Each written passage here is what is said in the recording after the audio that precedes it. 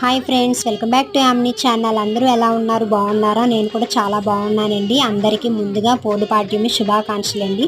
మనం నెల రోజులు ఈ కార్తీక మాసం పూజలు జరుపుకుంటాం కదా. ఈ రోజు కూడా ప్రత్యేకమైన పోలిపాడ్యం రోజు నది దగ్గరికి వెళ్ళి 365 ఒత్తులు అలానే పువ్వొత్తులు వెలిగిస్తామండి ప్రత్యేకంగా.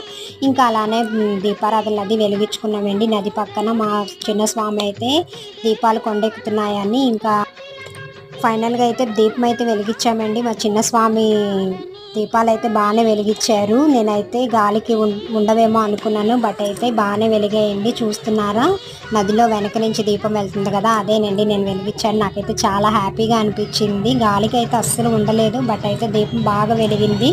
ఆ మూమెంట్ చాలా హ్యాపీ అనిపించింది ఫ్రెండ్స్. ఈ వీడియో కానీ మీకు నచ్చినట్టయితే లైక్ చేసి షేర్ చేసి సబ్స్క్రైబ్ చేసుకోండి. మీరు కూడా వెళ్ళారా? కామెంట్ చేయండి, ఓకేనా? మేమైతే శివాలయంకి వెళ్ళాము ఫ్రెండ్స్.